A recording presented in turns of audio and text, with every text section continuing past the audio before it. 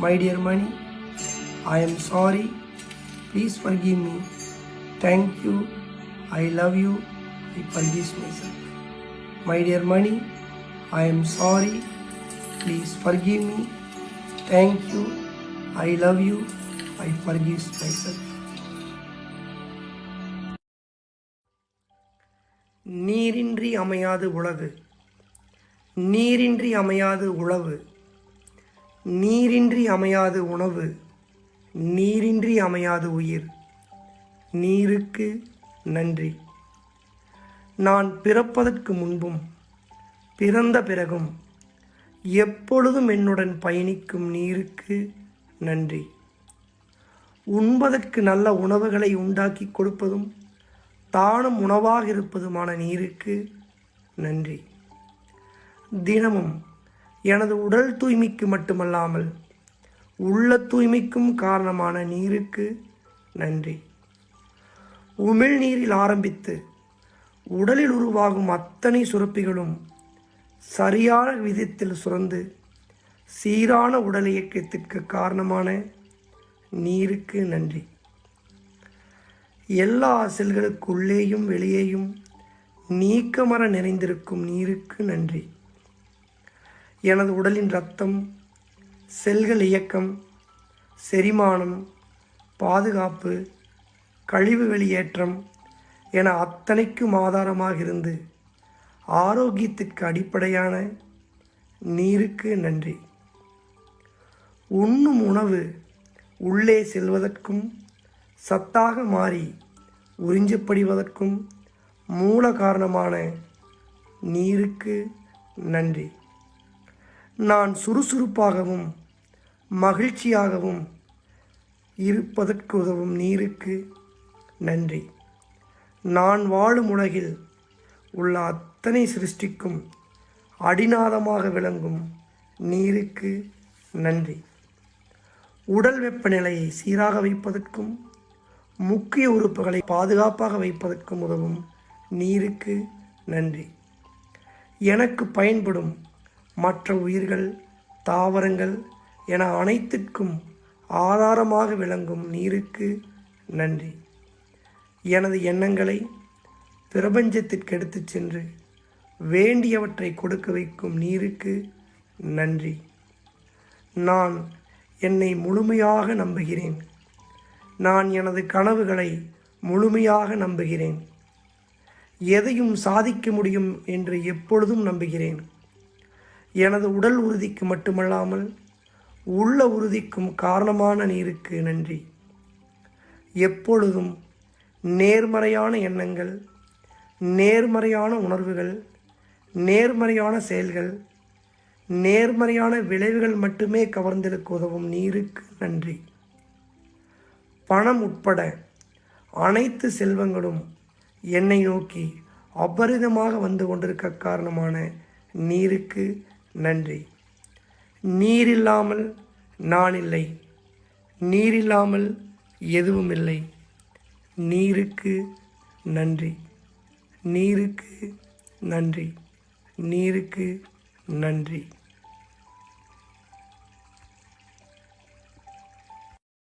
Good morning friends. So யாரெல்லாம் வந்து login பண்ணியிருக்கீங்களோ so put thumbs up to your friend or then the group. பொதுவாக உங்களுக்கு இந்த 5 மினிட்ஸ்க்கு என்ன சொல்ல போகிறேன் அப்படின்னா, there is a myth about cholesterol. பொதுவாக எவ்வளோ பேர் கொலஸ்ட்ரால் வந்து சார் இங்கே யாராவது கொலஸ்ட்ரால் டேப்லெட் சாப்பிட்ருக்கீங்களா? ஹேண்ட் ரைஸ் பண்ணுங்க. கொலஸ்ட்ரால் தான் மெடிசன் சாப்பிட்ருக்கேன் அப்படின்னு யாராவது இருக்கீங்களா? சாப்பிட்ருக்கேன் இல்லை சாப்பிட்டேன் அப்படின்னு சில பேர் ஹேண்ட் ரைஸ் பண்ணுறீங்க. டாக்டர் ரேஸ்டன் என்ன சொல்றாருன்னா, கென்னத் கூப்பர் இவங்கெல்லாம் கொலஸ்ட்ராலுக்கு டேப்லெட் சாப்பிட்றதுக்கு ஹார்ட் அட்டாக் வரக்கு வாய்ப்பு இருக்கு. கொலஸ்ட்ரால் அதிகமா இருக்கிறதுக்கும், அதாவது நிறைய பேர் என்ன நினைச்சுக்கிறாங்கன்னா கொலஸ்ட்ரால் வந்து ஒரு கல்பிரிட், ஒரு பிரச்சனை கொடுக்கக்கூடியது அப்படின்னு. ஒன்று தெரிஞ்சுக்கங்க, கொலஸ்ட்ரால் அப்படிங்கிறது it's good for health. In fact சொல்ல போனா கொலஸ்ட்ரால் இல்லாமல் உயிரோட இருக்கு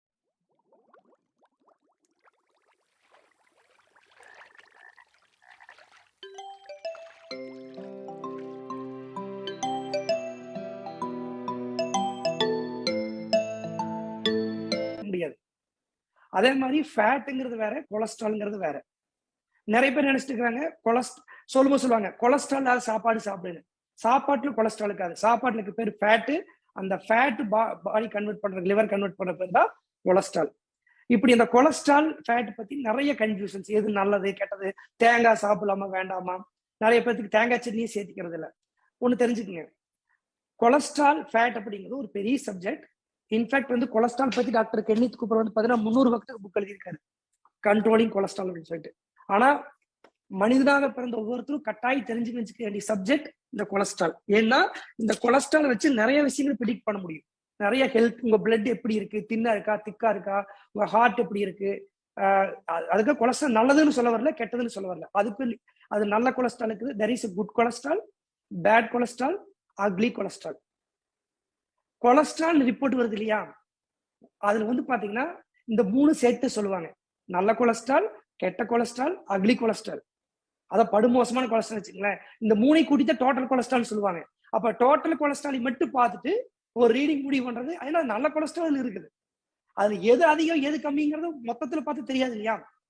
இப்போ +2 மார்க் பார்ப்பாங்க இல்லையா, பிசிக்ஸ் கெமிஸ்ட்ரி மேத்ஸ் தானே கட் ஆஃப் பார்ப்பாங்க. அந்த பையன் தமிழ்ல 100 வாங்கியிருப்பா, இங்கிலீஷ்ல வாங்கியிருப்பா. ஆனா கெமிஸ்ட்ரி பிசிக்ஸ்ல வீக்கா இருந்தா எம்பிபிஎஸ் சீட் கிடைக்காது. இல்ல இந்த இப்பதான் நீட்ல வந்துருச்சு, இன்ஜினியரிங் சீட் கிடைக்காதுன்னு வச்சுக்கோங்க.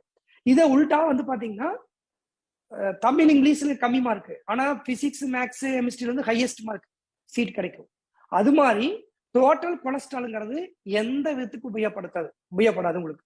ஸோ எந்த கொலஸ்ட்ரால் பார்க்கணும்னு நம்ம செஷன் சொல்ல போறோம். அப்போ இந்த கொலஸ்ட்ரால் ஃபேட் பத்தி யாராவது டீட்ல தெரிஞ்சுக்கணும்னு நினைச்சீங்கன்னா ஒரு 3 hour செஷன் நான் பேசியிருக்கேன். என்னது 3 மணி நேரமான. நம்ம ஒரு சினிமாவில் உட்காந்து பாக்குறோம் இல்லையா, 3 மணி நேரம் படமெல்லாம் உட்காந்து, அது மாதிரி வந்து பாத்தீங்கன்னா நீங்க ஒரு 3 மணி நேரத்தை ஸ்பெண்ட் பண்ணீங்கன்னா நவீன அறிவியல் உலகத்தில் 90% மக்கள் அன்ஹெல்த்தியாக இருக்க இவைதான் காரணமா. A to Z about fat and cholesterol. இந்த 3 மணி நேரம் பாத்தீங்க அப்படின்னா ஃபேட் என்ன, கொலஸ்ட்ரால் என்ன, அதை செக் பண்ணும்போது ரிப்போர்ட்ல எப்படி பார்க்க. ஏன்னா இன்னைக்கு நான் வந்து ரிப்போர்ட் பத்தி நிறைய ரிப்போர்ட் பேசினாலும் ஷார்ட்டா சொல்லியிருந்தேன். பட் இந்த 3 மணி நேரத்துல வந்து பாத்தீங்கன்னா கம்ப்ளீட் உங்களுக்கு நாலேஜ் கிடைச்சிடும். ஹெல்த் பத்தி, ஜெனரல் ஹெல்த் பத்தி, ஏன் அன்ஹெல்த்தியா இருக்கும், ஃபேட் என்ன, கொலஸ்ட்ரால் என்னன்னு. இன்னைக்கு நம்ம பார்க்க போறது பேசிக்கான சில பிளட் ரிப்போர்ட்டை வச்சு எப்படி சில ஹெல்த் செக்அப் பண்றது. நம்ம உள்ளுக்குள்ள ஹார்ட் எப்படி இருக்குது, கிட்னி எப்படி இருக்கு, லிவர் எப்படி இருக்கு. ஏன்னா இந்த உறுப்புகள்லாம் 75% கெடுற வரைக்கும் உங்களுக்கு எந்த அறிகுறியுமே இருக்காது. நீங்க நார்மல் பீப்புள் மாதிரி தான் ஒர்க் பண்ணிட்டு இருக்கீங்க. ஆனா சில டெஸ்ட் ரிப்போர்ட் மூலமா அது கெடுறதுக்கு ஒரு 10% கெட ஆரம்பிக்கும் போது கண்டுபிடிச்சிடலாம். கேன்சர்லாம் ஏபிசிடி எழுத ஆரம்பிக்கும் போதே கேன்சர் உருவாயிருக்க ஆரம்பிச்சதுன்னு கண்டுபிடிச்சிடலாம். நான் இந்த ப்ரோமோ வீடியோ சொல்லியிருந்தேன். நிறைய பேர் வந்து பாத்தீங்கன்னா நிறைய இந்த மாஸ்டர் ஹெல்த் செக்அப் எல்லாம் போய் 5000 10 கொடுத்துருப்பாங்க. அதுல முக்காவாசி ரிப்போர்ட் வந்து யூஸ்லெஸ் ரிப்போர்ட். அது தேவையே இல்லை. அது எப்ப எடுத்தீங்கன்னாலும் ஒரே ரிப்போர்ட் தான் வரும். சில ரிப்போர்ட்டுகள் ஒண்ணு அப்படியே இருந்தாலும் சில ஒண்ணு லைக் எல்பிஏ இருக்கு, இதெல்லாம் வந்து ஜீன் ஒண்ணுமே மாத்த முடியாது. அதனால வந்து பாத்தீங்கன்னா மாஸ்டர் ஹெல்த் செக்அப் வரும். பட் சில பேசிக் டெஸ்ட் இருக்கு. ஒரு 1000 ரூபாய் நீங்க இன்வெஸ்ட் பண்ண போதும் வருஷத்துக்கு ஒரு டைம். ஒரு பேசிக் 2-3 டெஸ்ட் எடுத்தீங்கன்னா கொஞ்சம் வசதிக்கிறேன். இன்னும் சில டெஸ்ட் சேர்த்துக்கலாம். சில எக்ஸ்ட்ரா டெஸ்ட் உங்களுக்கு நீங்க சொல்றேன். நான் உங்களுடைய உள்ளுக்குள்ள ஆரோக்கியம் எப்படி இருக்குங்கிறத நீங்க படம் பிடிச்சு பார்த்துக்கலாம். ஆனா வெளியே பார்த்தா தெரியாது. சிலவர் சொல்லுவாங்க பாத்தீங்கன்னா இந்த ஹார்ட் அட்டாக் இறந்து வீட்டுக்கு போயிட்டு, ஏங்க நேத்து வரைக்கும் நல்லா தாங்க இருந்தாரு, ஆனா நேத்து 9 மணிக்கு என் கூட போன் பேசிட்டு இருந்தாருங்க, நாங்க ஒன்னாதான் வண்டியில் போயிட்டு வந்தேங்க, 10 மணிக்கு திடீர்னு போன் பண்றா அப்படிங்க, பார்த்தா இப்படின்னு ஒரு சமாசரம் அப்படின்னு இந்த டயலாக்லாம் அடிக்கடி பார்ப்போம். நல்லா இருந்தாருன்னு சொல்றாங்க இல்லையா, நல்லா இருந்தாரு எப்படி செத்தாரு? நல்லா இருந்தாலும் செத்துக்கூடாதுல்ல. இல்ல அந்த 9 மணிக்கு நல்லா இருந்தவர் வந்து 9:30 மணிக்கு சாப்பிட்ட அந்த சப்பாத்தியில வந்து ஹார்ட் அட்டாக் வந்துருக்குமா? அப்போ உள்ளுக்குள்ளவர் நல்லா இல்ல. 10